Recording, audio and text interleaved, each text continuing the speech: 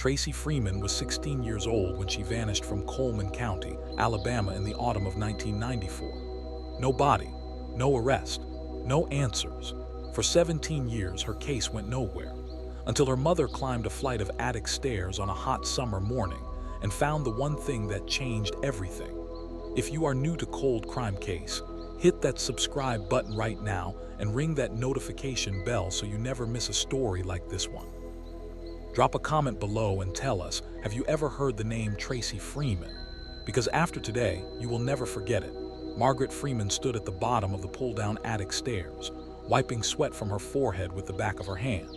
She had been putting off this task for 16 years. 16 long, aching, grief-soaked years. But the real estate agent had been clear. If they wanted to sell the house and move closer to their son in Georgia, every room needed to be empty.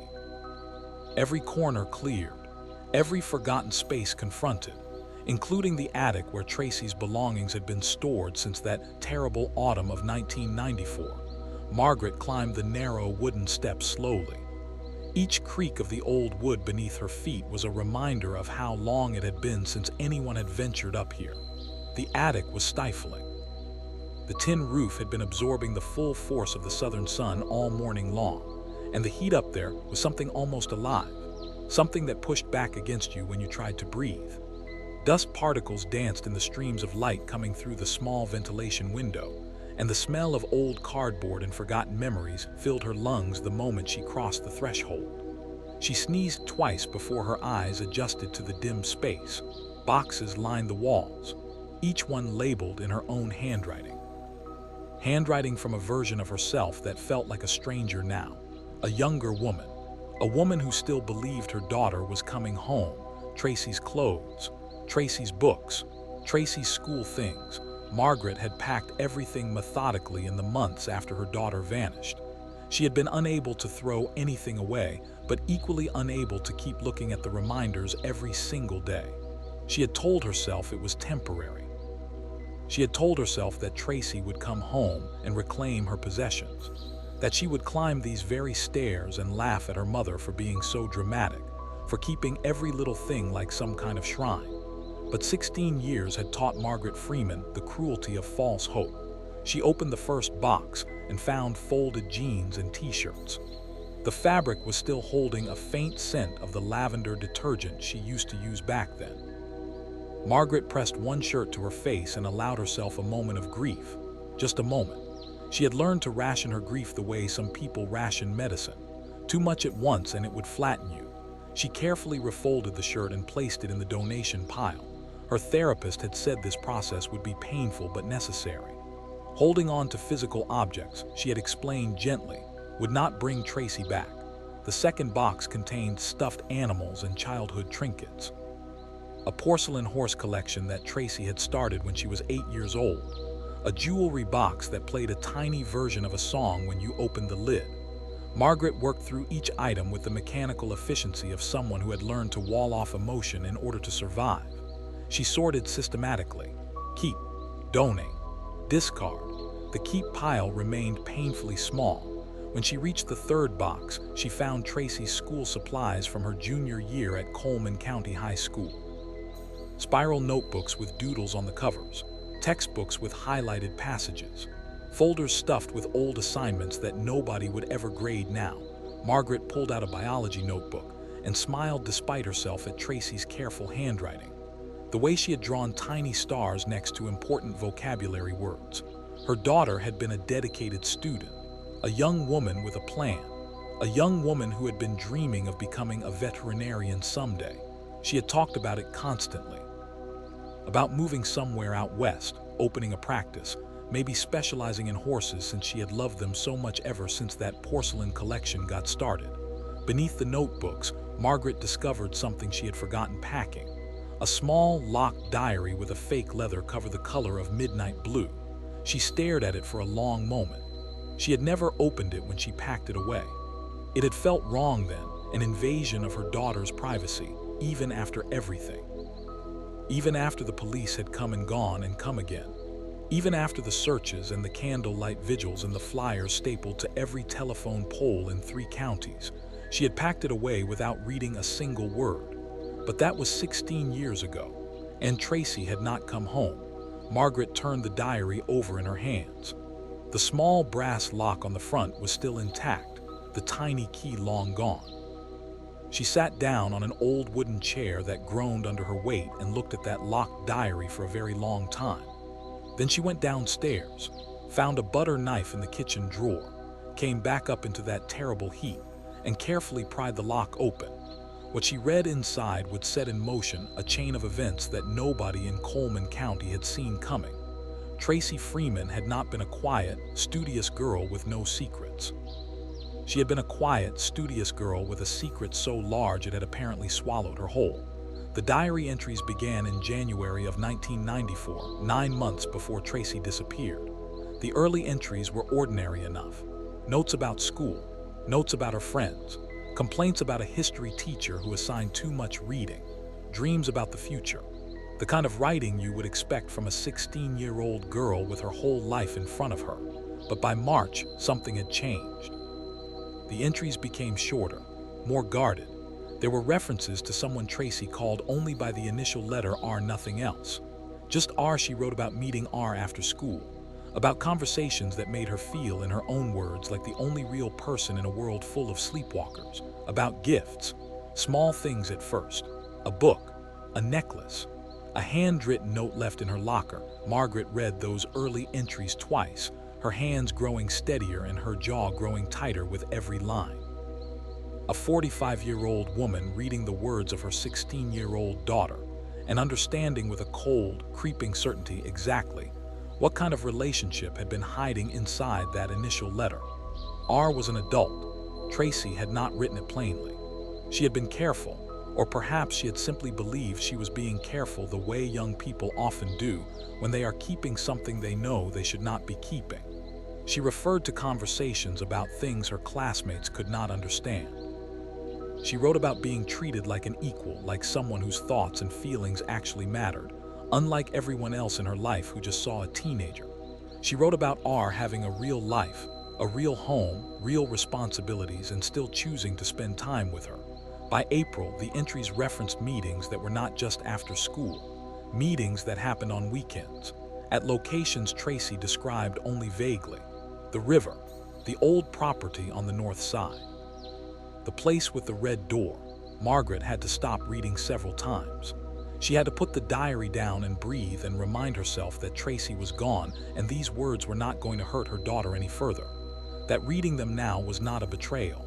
It was perhaps the beginning of something that should have begun 16 years ago. In May, Tracy wrote the words that made Margaret's vision blur. She wrote that she was scared. Not of R, she was quick to say. Not of the relationship. She was scared of what would happen if anyone found out. She was scared because she had seen something she was not supposed to see. She did not describe what it was in that particular entry. She only said that it changed things, that she was not sure who she could trust anymore, that she had started to wonder whether the person she thought R was and the person R actually was were the same person at all. Then there was a gap, 2 weeks with no entries. And when Tracy started writing again in early June, the handwriting itself looked different, tighter, more controlled, as though she had been pressing down on the pen harder than usual. She wrote that she had decided to pretend she had never seen anything. She wrote that she was good at pretending. She had been pretending all her life, pretending that her family's silence about everything hard and painful was the same thing as peace. Pretending that the future she could see clearly in her imagination was something she was actually allowed to have. She was good at pretending, but she was not sure it was going to be enough. Margaret closed the diary and sat very still in that sweltering attic for what she later estimated was close to 30 minutes. Then she called her husband Harold downstairs. Harold read the diary. Then Harold called their son in Georgia. Then Harold drove to the Coleman County Sheriff's Department and handed the diary across the front desk and told the officer on duty that he believed there were answers inside those pages to a question that had been destroying his family for 16 years. The officer on duty that afternoon was a 26-year-old deputy named Carson Briggs, who had been with the department for only 14 months. He had heard of the Tracy Freeman case the way people hear of old local legends, something that happened before his time, something that had settled into the landscape of the county like the shape of a hill you stop noticing after a while. He took the diary from Harold Freeman, signed for it, and placed it in an evidence bag. Then he walked it straight to his supervisor. Detective Lynette Acaffer had been with the Coleman County Sheriff's Department for 19 years. She had worked the Tracy Freeman disappearance herself, back in the beginning, as a junior investigator fresh off her first major case. She remembered every detail of that investigation the way you remember something that left a mark on you. The searches along the river, the interviews with classmates who all said roughly the same thing, that Tracy had seemed fine, normal herself, right up until she wasn't there anymore. The interviews with teachers, with neighbors, with the handful of family friends who had sat in the Freeman living room with coffees going cold and spoken about Tracy in careful, measured voices that were already beginning to shift from the present tense to the past. They had never found a body. They had never made an arrest. The case had gone cold before it had ever truly gotten warm. Detective Acaffer held the evidence bag with the midnight blue diary inside it and read the visible pages through the plastic for a long time without speaking. Then she looked up at Deputy Briggs and told him to pull every file they had on Tracy Freeman, every single one. She wanted everything on her desk within the hour. It took closer to 2 hours, but when the files arrived, they covered most of the available surface of her desk and spilled over onto a folding table that Briggs dragged in from the hallway. Acaffer spent the rest of that afternoon and most of the evening cross-referencing what she was reading in the diary with what had been documented in the original investigation. The letter R appeared nowhere in the original case files. This was not surprising on its own. Tracy had kept the diary hidden. Her parents had not known about it. Her friends, when interviewed in 1994, had made no mention of any older person in Tracy's life. But reading those interviews now, through the lens of what the diary revealed, Acaffer began to notice things that had not seemed significant at the time. One of Tracy's closest friends, a girl named Denise Purvis, had mentioned during her interview that Tracy had seemed distracted in the weeks before she disappeared, that she had canceled plans twice without much explanation, that she had seemed like she was carrying something. The interviewing officer had noted this and moved on. Distracted and withdrawn were common descriptors for teenagers in general, and for Tracy Freeman specifically, who by all accounts had been a quiet, inward girl even in the best of times. But now those words carried different weight. Acaffer also found something in the original canvas of the area around Coleman County High School. A statement from a local business owner, a man named Gerald Pratt who ran a hardware store on Caldwell Street, 2 blocks from the school. He had told investigators that he had seen Tracy on multiple occasions in the company of an older male, someone he described as being in his 30s, with dark hair, driving a green pickup truck. He had not thought much of it at the time. He assumed it was a family friend or a cousin or something ordinary. He had mentioned it only because the investigators had asked if he had seen anything unusual in the weeks before Tracy vanished, and he supposed, on reflection, it had been a little unusual. The green pickup truck had been noted in the file, and as best Acaffer could determine, never followed up on. She put a circle around it in red ink. The following morning, Detective Acaffer had the diary sent to the state forensics lab for analysis. She wanted fingerprints from the pages, not just Tracy's, and she wanted a handwriting expert to confirm that all of the entries were written by the same person. She also pulled the old list of staff members from Coleman County High School from the 1993 through 1994 school year and began working through it methodically. She was looking for someone whose name began with R. There were 11 staff members with first names beginning with R on that list. She ran each name through the system. 3 of them had died in the intervening years. 2 had moved out of state. 1 had retired to a neighboring county and was in his mid-80s. 3 were still living locally, and one of them she discovered after a phone call to the Alabama Department of Education had resigned from teaching in November of 1994, 6 weeks after Tracy Freeman disappeared. and had never taught again anywhere in the state. His name was Raymond Cutler. Acafer found Raymond Cutler living in a rental property 40 miles outside Coleman County. He was 52 years old. He had been 28 in the autumn of 1994 when Tracy was 16. He had taught sophomore English at Coleman County High School. He drove, according to his vehicle registration, a dark blue sedan. But when Acafer ran a broader background check, she found a vehicle registered to a woman named Patricia Cutler, Raymond's mother, who had died in 2003, a 1991 green Ford pickup truck. She put another red circle on her notes. Now if you're still watching at this point, drop a comment below and type "I am still here." Let us see who is truly following this story, because things are about to get a great deal more complicated. The Coleman County Sheriff's Department did not have the resources to conduct a full cold case reinvestigation without assistance. Detective Acafer made 2 phone calls. The first was to the Alabama Law Enforcement Agency, requesting support from their cold case unit. The second was to the district attorney's office, where she spoke with an assistant district attorney named Marcus Webb, who had been on the job long enough to know that cold cases cracked open by newly discovered diaries required very careful handling if they were going to result in anything that would actually hold up in a courtroom. Webb advised patience. The diary was powerful, but it was not evidence of a crime by itself. It was evidence of a relationship that should not have existed. Yes, it was evidence that Tracy Freeman had been frightened of something she had witnessed. But without knowing what she had witnessed, without corroboration, without physical evidence connecting Raymond Cutler to Tracy Freeman's disappearance rather than simply to her life before the disappearance, they were not yet in a position to do anything that would stick. Acafer understood this. She did not like it, but she understood it. She began building the case the way you build any structure that needs to bear real weight. Slowly. Starting from the ground, the forensics lab came back on the diary within 3 weeks. Tracy Freeman's fingerprints were confirmed on multiple pages. There were 2 additional sets of partial prints that did not match Tracy. One set matched Margaret Freeman, which was expected given that she had handled the diary before calling her husband. The other set was unidentified.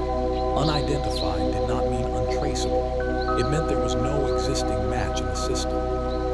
But if they could obtain Raymond Cutler's fingerprints through legal means, a comparison could be made. Assistant DA Webb advised that they did not yet have enough for a warrant. Not for fingerprints. Not for anything. Acafer went back to the interviews. She tracked down Denise Purvis, who was now 32 years old and living in Birmingham with her husband and 2 children. Denise agreed to speak with the detective. She sat across from Acafer in her own living room and answered every question in the careful, measured way of someone who had spent 16 years trying not to think about the worst thing that had ever happened in her world. She confirmed that Tracy had been distracted in the weeks before she disappeared. She confirmed that Tracy had canceled plans without explanation. And then, when Acafer asked her gently whether she had ever seen Tracy with an older male, whether anyone at school had, Denise went very quiet.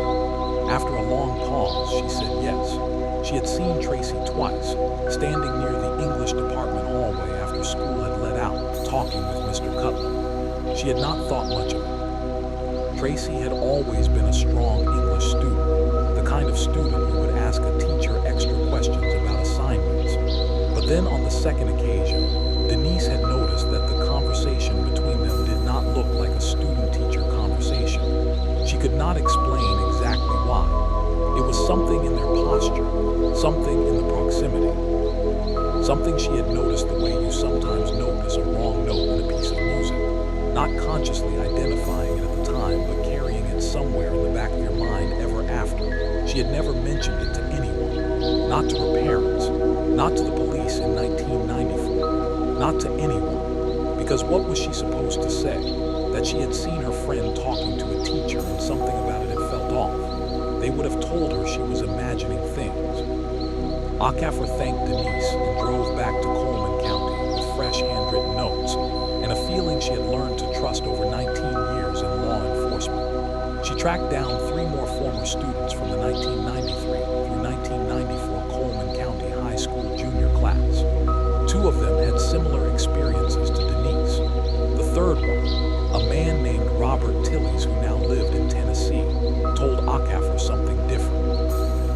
said he had seen Tracy getting into a green pickup truck outside the school on a Friday afternoon in September of 1994, 1 month before she disappeared. He had been on the school bus when the bus passed the truck, and he had seen Tracy clearly through the window, climbing into the passenger seat. He had looked at the driver as the bus went past. He could not say with certainty who the driver was, but he remembered the truck, green, older model. He had not mentioned this in the original investigation because nobody had asked him specifically, and he had not thought about it until right now, this very conversation, when it all came rushing back as though it had been sitting in a sealed room waiting for someone to open the door. Akaffer added this to her file. She now had the truck placed at the school on a specific day with Tracy Freeman climbing into it voluntarily. She had a former student who could identify Mr. Cutler as someone Tracy had been seen with in a context that did not look purely academic. She had a diary full of references to a relationship with an adult who went by the initial R, a relationship that had apparently turned frightening by some. And she had the cold case unit from the Alabama Law Enforcement Agency arriving in Coleman County the following Monday morning. The cold case unit was led by a senior investigator named Patricia Holloway, a 24-year veteran with a reputation for methodical, patient work, and a clearance rate on cold cases that was, by any measure, extraordinary. She reviewed everything Akaffer had assembled and agreed that Raymond Cutler was a person of significant interest. She also agreed with Assistant DA Webb that what they had was not yet enough to bring charges. But it might be enough, Holloway said carefully, to have a conversation. They needed to approach this with precision. Raymond Cutler had not been charged with anything. He was not officially a suspect. He was a person of interest in a cold case reinvestigation. He had no legal obligation to speak with them. If he retained a lawyer and declined to speak, which was entirely his right, and if they pushed forward without sufficient evidence, they risked alerting him in ways that could make their task significantly harder. Holloway recommended a different approach first. Before speaking to Cutler, they would go back to the physical evidence from the original investigation, specifically to the items recovered in the searches along the river and the surrounding area in the weeks after Tracy disappeared. Most of that evidence was in storage. Some of it had been processed in 1994. Some of it had been collected, but never fully analyzed because the case had not developed to a point where deeper analysis seemed warranted, and resources were always limited. One item in particular caught Holloway's attention. During the original search, in the third week after Tracy's disappearance, a volunteer had found a small piece of fabric caught on a wire fence approximately 1.5 miles from the Freeman property. It was dark colored, consistent with denim, and it had been collected and logged as potential evidence. In 1994, DNA analysis on fabric samples of this kind required a much larger biological sample than was present, and the processing capabilities available to a rural county sheriff's department at that time were limited. The fabric had been logged, bagged, and stored. In 2010, the technology was different. Holloway submitted the fabric sample for modern DNA analysis. She also submitted several other stored items from the original evidence collection.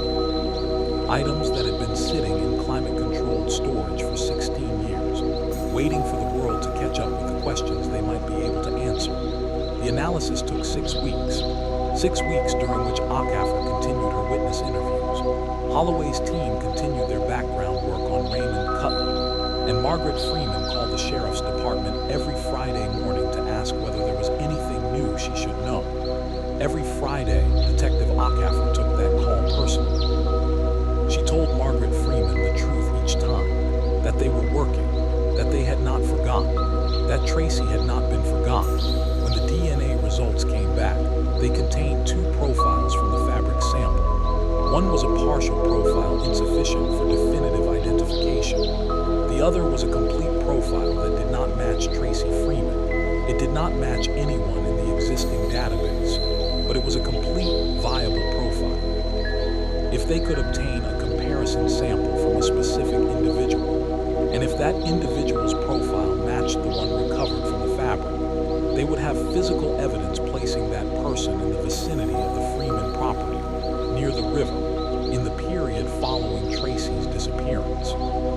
Holloway brought this to the district attorney's office and made the argument that the combined weight of the diary, the witness statements, the truck sightings, the former teacher's unexplained resignation, and now a viable DNA profile from the original evidence collection constituted reasonable grounds for seeking a court-authorized sample from Raymond Cutler. The district attorney, a woman named Sandra Falk, who had been in office for 11 years and who had followed the Tracy Freeman case from a distance, the way everyone in Coleman County had, reviewed the argument for 2 days. Then she approved the application for a warrant. The warrant was granted by a Coleman County circuit judge on a Tuesday morning in late October of 2010. Raymond Cutler was located at his rental property by Detective Acaffer and 2 officers from the cold case unit. He answered the door in a gray t-shirt and work pants, a man who looked older than 52, with lines in his face that spoke of something other than simple age. He was informed that there was a warrant authorizing the collection of a DNA sample. He said nothing for what the officers later described as a very long time. Then he said he wanted to call a lawyer. He was told that was entirely his right. A buccal swab was collected per the terms of the warrant. The sample was sent to the lab. Raymond Cutler's lawyer called the sheriff's department the following morning and stated that his client wished to make clear that he would not be making any statements at this time. Acaffer noted this and went back to work. The DNA comparison came back 18 days later. The complete profile recovered from the fabric sample found near the Freeman property matched Raymond Cutler's DNA profile. He had been there, near that river, near that fence, in the time frame surrounding Tracy Freeman's disappearance. Raymond Cutler was arrested at his rental property on a Thursday morning. He was charged initially with obstruction of justice and providing false statements based on a brief statement he had made to the original investigators in 1994, in which he denied any personal relationship with Tracy Freeman. The more serious charges, including the charges related to Tracy Freeman's disappearance itself, would require further evidence, but the arrest was made. Raymond Cutler was in custody for the first time since a 16-year-old girl had last been seen alive. The news of the arrest moved through Coleman County the way news in small communities moves, fast and intimate, and loaded with the weight of shared history. People who had been in high school when Tracy vanished were now in their early 30s, with jobs and families and lives shaped in part by the shadow that disappearance had cast over their adolescence. People who had known the Freeman family personally called Harold and Margaret to say they had heard. Margaret Freeman, by the account of her son who was with her when the call came from Detective Acaffer, sat down at the kitchen table and pressed both hands flat against the surface and breathed in and out very carefully for a long time before she said anything at all. When she spoke, she asked whether they had found Tracy yet. They had not. The investigation that followed the arrest of Raymond Cutler over the next several months was the most intensive investigation Coleman County had seen in decades. The district attorney's office, working with the cold case unit in the sheriff's department, built their case piece by piece. Raymond Cutler's lawyer fought every step aggressively, challenging the admissibility of the diary on privacy grounds, challenging the DNA evidence on procedural grounds, seeking to have the charges reduced and eventually dismissed. The diary challenge failed. A circuit court judge ruled that the diary had been discovered and provided to law enforcement by Tracy Freeman's mother, who had legal authority over the property and its contents, and that its contents were therefore admissible. The DNA challenge also failed after a thorough review of the chain of custody documentation from the original evidence collection in 1994 confirmed that proper procedures had been followed at every stage. Raymond Cutler remained in custody. In February of 2011, 4 months after the arrest, the investigation produced its most significant breakthrough yet. Acting on new information developed during the Cutler investigation, information that came partly from a re-examination of the property records for the area near the river where the fabric sample had been found. Search teams were deployed to a section of wooded land approximately 2 miles from the Freeman home. On the third day of searching, they found Tracy Freeman. She had been buried in a shallow grave in a clearing that in 1994 had been covered by dense undergrowth, heavy enough to have concealed disturbed earth from the search teams who had combed the area at the time. 16 years of seasons had changed the landscape.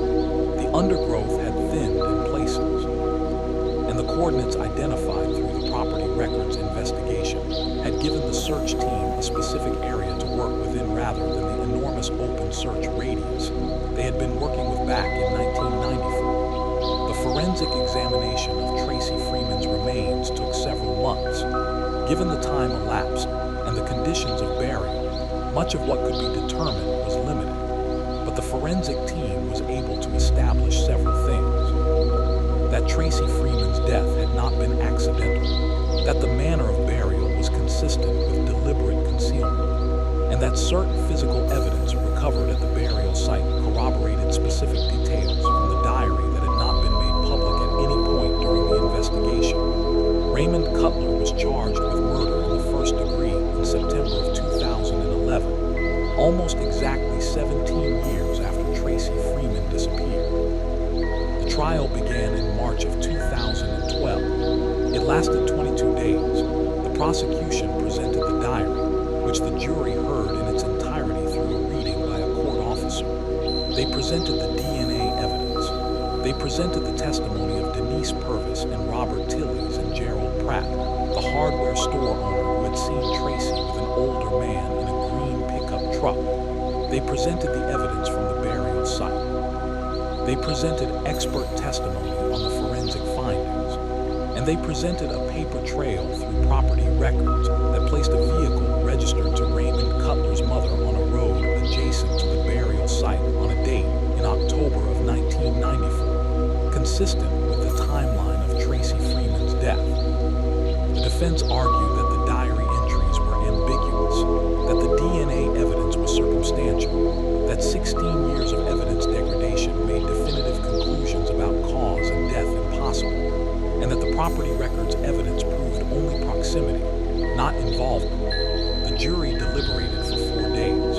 On the 5th morning, they returned a verdict of guilty on all counts.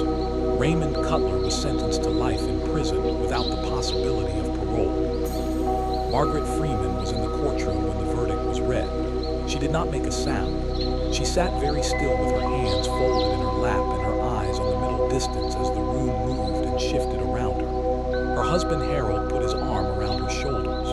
Her son, who had driven down from Georgia, held her hand. Later, outside the courthouse, Margaret gave a brief statement to the assembled press. She said that she had waited 17 years for this day.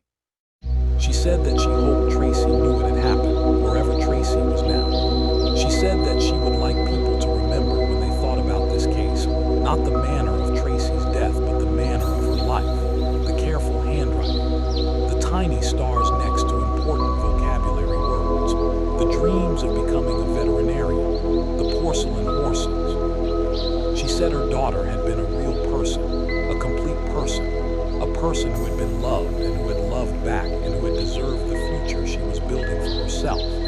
Then she thanked Detective Acaffer and the cold case unit by name. She said she would like to thank the real estate agent too, in a way, though she understood that was a strange thing to say.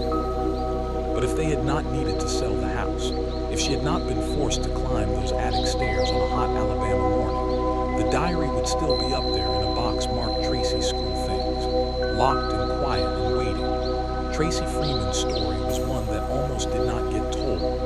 It was told because a mother could not bear to throw away a midnight blue diary with a brass lock, because a butter knife in a kitchen drawer was enough to open 16 years of secrets, because a 26-year-old deputy named Carson Briggs walked a piece of evidence straight to a detective who had never forgotten.